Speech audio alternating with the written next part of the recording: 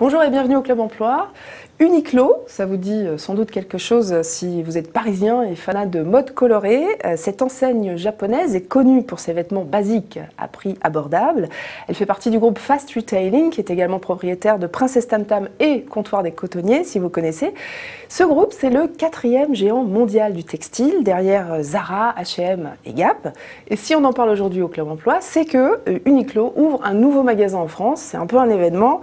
La semaine prochaine, d'autres magasins suivront un petit peu plus tard. Et qui dit magasin, dit nouveau magasin, dit embauche. C'est une particularité d'Uniqlo. Il y aura aussi un programme de formation assez original destiné aux jeunes diplômés. Nous en parlons tout de suite avec Linda Tyler, qui est vice-présidente senior de Fast Retailing, en charge des ressources humaines.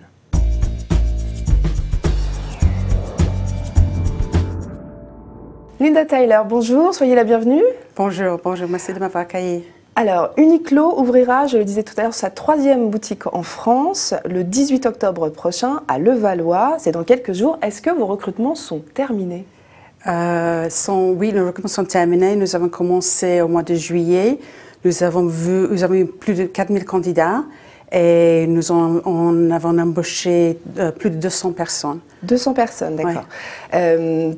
Vous avez organisé 6 sessions de recrutement, d'après ce que j'ai compris, sur 3 mois. Il y a eu 2 sessions traditionnelles sur CV, 2 job dating et 2 sessions assez originales organisées avec la mairie de Paris. Oui. Quel est votre bilan? Lesquels ont le mieux fonctionné? Moi, je pense que tous les 3 ont bien fonctionné pour nous. Et le profil des candidats qui sont arrivés via ces processus sont un peu différents. Mais tous les 3 nous ont apporté les très bons candidats. Oui. Des candidats différents selon les sessions, en candidature spontanée, en job dating? Il y a plus de candidatures spontanées en job dating, c'est exact, oui. Ouais. D'accord. Nous avons, comme vous le savez, 3 millions de chômeurs en France. Combien d'entre eux ont retrouvé un job grâce à vous? Je ne peux pas répondre exactement à ces demandes. Il y a beaucoup de personnes qui sont en recherche d'un premier emploi, il faut dire. En recherche d'un premier emploi. Et vous avez privilégié peut-être des personnes qui étaient au chômage depuis un moment. Est-ce que vous avez cet engagement social, vous, chez Uniqlo, en France? Uniqlo, c'est une société qui a un très fort engagement social.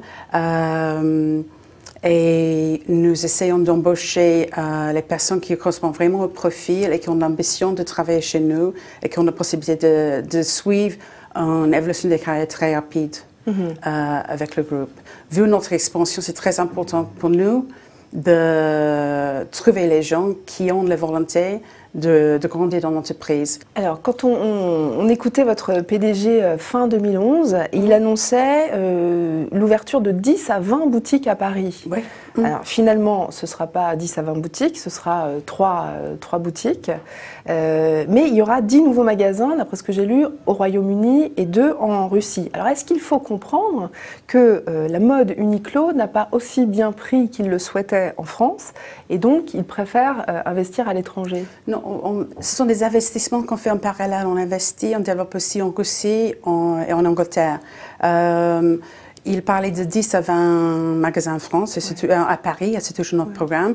Et bon, c'est toujours votre programme? Oui, mais pour nous, c'est très important d'abord de s'établir bien à Paris, parce que pour nous, Paris, c'est la capitale de la mode. Et donc, si on peut réussir à Paris, on peut réussir partout. Et ensuite, on va donc il y aura encore 2-3 magasins en plus à Paris, c'est ça? Il y aura 4 ou 5 l'année prochaine. Ouais. Et puis ensuite, il y en a d'autres. Pour manager vos magasins en Europe, vous avez besoin de recruter très peu de monde, finalement, mais vous avez besoin des meilleurs, enfin les meilleurs talents. Uniqlo a un programme mondial de formation qui est très élitiste et qui s'adresse pour la première fois aux jeunes diplômés français. Combien d'écoles ont été visées en France? En France, nous lançons le programme et nous avons visé 5 ou 6 écoles, dont l'ESSEC, l'ISEG, HEC et les autres grandes Rouen, écoles, Rouen oui, et Rennes, oui. Et combien de personnes ont postulé dans ces écoles? Là, on a fait un premier essai cette année. On a eu à peu près 1000 personnes qui ont postulé. Mais je dois dire que le marque n'est pas très connu encore en France parce qu'on vient de commencer. Par rapport à d'autres enseignes. Notre programme pour l'année prochaine, en fait, on démarre maintenant avec tout le programme de sélection. Parce que cette année, vous en avez recruté 6. Nous avons recruté 6 en France et 7 en Angleterre. Et nous comptons recruter 20 en France pour l'année prochaine et 30 au total pour l'Europe, dont 20 en France. Donc ce programme justement qui s'appelle Manager in Training, il dure 10 mois. Il est très particulier. Est-ce que vous pouvez nous en parler? C'est une formation accélérée à quoi exactement?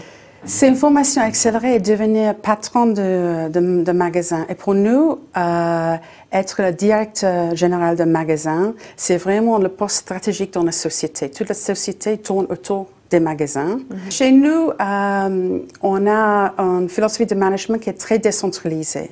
Donc, il y a beaucoup plus de décisions qui sont prises par les managers dans les boutiques, dans les magasins. Donc, on a besoin de les former tous les aspects du business, qui puissent être très autonomes et prendre les décisions, peut gérer le business, notamment sur le stock, sur le layout du magasin. Ce sont des choses que dans les autres enseignes est plutôt géré par le siège social. Chez nous, ça c'est géré directement par le directeur de magasin. D'accord, donc ça c'est un exemple. C'est 4 mois dans le pays d'origine, cette formation, 3 mois au Japon. Alors ça, j'imagine que ça a beaucoup plu aux jeunes qui ont postulé. Tout à fait. C'était marquant. Est-ce qu'il fallait parler le japonais? Non, pas du tout. En fait, c'est très difficile d'apprendre le japonais. Moi-même, je l'ai essayé et je l'ai trouvé impossible. Donc c'est l'anglais. Notre langue de travail, c'est l'anglais. Qu'est-ce que le fait de travailler pour une enseigne japonaise, qu'est-ce que ça peut apporter à un jeune diplômé français? Alors, ça peut apporter d'abord la formation dont nous avons parlé, très rapidement une expérience à l'étranger et une prise de responsabilité très rapide. Mais c'est aussi la mobilité, parce qu'on on a une expansion, comme vous avez évoqué tout à l'heure, une expansion partout en Europe et aussi partout dans le monde, en fait. Donc, c'est donc beaucoup de possibilités d'évoluer dans les autres pays. Mais aussi en France, il y a aussi la possibilité d'évoluer en interne, en passant chez Comptoir Cotonnier, chez Princesse Tam Tam, dans les autres marques du groupe. Il y a des passages, on peut évoluer comme ça dans cette sens. D'accord. Alors, je lisais un récent article que vous avez vous-même signalé sur votre fil Twitter, qui comparait les méthodes Apple et Uniqlo. Notamment concernant les salaires de ces vendeurs. Et on l'a vu récemment, les vendeurs des magasins parisiens Apple ont manifesté pour avoir des meilleurs salaires. Et ils disaient que Apple traitait ses vendeurs de façon indigne, étant le groupe le plus riche du monde. Alors, Uniqlo n'est pas le groupe le plus riche du monde, mais est-ce que les salaires sont plus élevés chez vous, qui faites pas mal de profits, que par rapport à d'autres enseignes? Est-ce que les salaires sont meilleurs chez vous? Est-ce que c'est une politique de motivation? La politique de motivation, nous avons les salaires de marché. Ce qui est différent chez nous, c'est qu'on permet aux gens d'évoluer très rapidement. Et on a cette évolution qui peuvent progresser par rapport à l'âge beaucoup plus rapidement que dans les autres enseignes. Et donc augmenter leur salaire? Et donc augmenter le salaire. Mais le salaire, ça va avec les responsabilités. Linda Taylor, merci beaucoup d'avoir répondu aux questions du Club Emploi Cadre Emploi Le Figaro Économie. On se retrouve dans une semaine avec un nouvel invité. Bonne semaine.